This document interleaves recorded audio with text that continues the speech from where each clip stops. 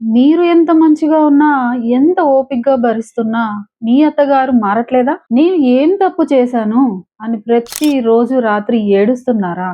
అయితే ఈరోజు ఒక చేదు నిజం చెప్తాను వినండి. మనం ఎవ్వరిని మార్చలేం. కానీ వాళ్ళు మారకపోయినా మీ జీవితంలో ప్రశాంతత ఎలా తెచ్చుకోవాలో నేను చూపిస్తాను. ఈరోజు చెప్పబోయే 3 ప్రాక్టికల్ టిప్స్ మీ లైఫ్‌ని మార్చేస్తాయి. చాలామంది కోడళ్ళు అనుకుంటారు, అత్తగారు మారితేనే ఇల్లు బాగుంటుంది అని. కానీ మీ సంతోషాన్ని వేరే వాళ్ళ చేతిలో పెట్టకండి. ఈరోజు వీడియోలో స్టెప్ బై స్టెప్ సొల్యూషన్స్ మాట్లాడుకుందాం. ముఖ్యంగా థర్డ్ టిప్ చాలా పవర్‌ఫుల్. అది మిస్ అయితే మీ మైండ్ సెట్ ఎప్పటికీ మారదు. అండ్ ఈ వీడియో చివరిలో మీకోసం ఒక చిన్న 2 మినిట్స్ ఛాలెంజ్ ఇవ్వబోతున్నాను. సో, ఎక్కడ స్కిప్ చేయకుండా చూడండి. ఎవరైనా మీ మీద కోపంగా అరుస్తున్నప్పుడు మీరు కూడా వెంటనే ఆవేశంగా ఆన్సర్ ఇస్తే అది డిస్కషన్ అవ్వదు. యుద్ధమే అవుతుంది. అక్కడ గెలవాల్సింది ఈగో కాదు. మీ ఇంట్లో ప్రశాంతత. మౌనంగా ఉండడం అంటే భయపడటం కాదు. సమయం సరైనప్పుడు సరైన పద్ధతిలో మాట్లాడటానికి మీ ఎనర్జీని దాచుకోవడం. ఒక్కసారి గతాన్ని గుర్తు తెచ్చుకోండి. ఆవేశంలో వెంటనే రియాక్ట్ అయ్యి మీరు సాధించింది ఏంటి? సమస్య ఇంకా పెద్దదయిందా? లేదా? అందుకే కొన్నిసార్లు ఒక అడుగు వెనక్కి వేయడం ఓటమి కాదు. 10 అడుగులు ముందుకు వెళ్ళడానికి దారి.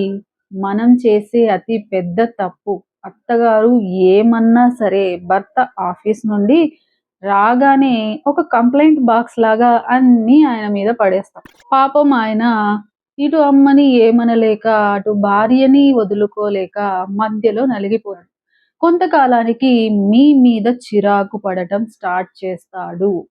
బ్లేమ్ గేమ్ ఆపేయండి. ఆయనకు కంప్లైంట్ చేయకుండా ప్రశాంతంగా కూర్చోబెట్టి ఇలా అడగండి. మన ఇంట్లో అందరూ హ్యాపీగా ఉండటానికి మనం ఇద్దరం కలిసి ఏం చేయగలం? చూడండి, ఈ ఒక్క మాటతో మీ భర్త ఒక జడ్జ్ లాగా కాకుండా మీ టీమ్ పార్ట్నర్ లాగా ఆలోచించడం స్టార్ట్ చేస్తారు. ఎప్పుడైనా సరే గుర్తుంచుకోండి, మనం మధ్యలో వచ్చాం కాబట్టి తల్లే ఫస్ట్ ప్రయారిటీగా ఉంటుంది.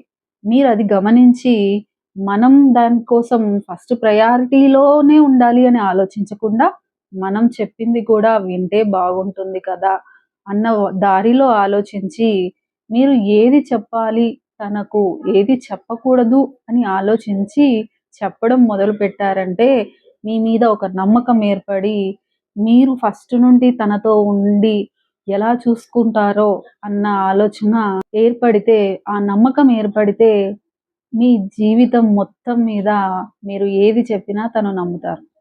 ఇప్పుడు మోస్ట్ ఇంపార్టెంట్ పాయింట్, మీ సంతోషాన్ని అత్తగారి ప్రవర్తనే డిసైడ్ చేయాలా?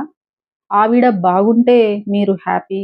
ఆవిడ ఏదైనా అంటే మీరు రోజంతా డిప్రెషనా? మీ లైఫ్ రిమోట్ కంట్రోల్‌ని వేరే వాళ్ళ చేతిలో పెడుతున్నారు. ఈరోజు మీకోసం ఛాలెంజ్ ఏంటంటే వచ్చే 3 డేస్ ఇంట్లో ఏం జరిగినా సరే మీరు గట్టిగా అరవకుండా, రియాక్ట్ అవ్వకుండా మౌనంగా ఉండి చూడండి.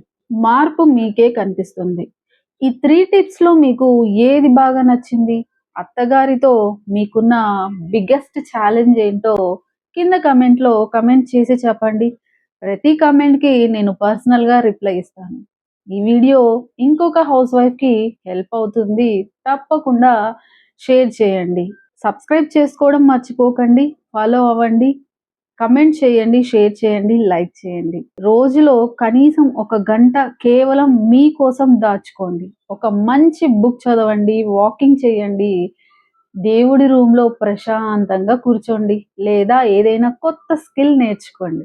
ఎందుకంటే ఖాళీగా ఉంటే మైండ్ బాధ పెంచుతుంది. బిజీగా ఉంటే మైండ్ మీ బలాన్ని పెంచుతుంది. ఇది తెలుసుకోండి. ఇలాంటివి చాలా టిప్స్ ఉన్నాయి. దీనికోసం తప్పకుండా ఫాలో అవ్వండి, షేర్ చేయండి, లైక్ చేయండి. తప్పకుండా సబ్స్క్రైబ్ చేసుకోండి. Thank you.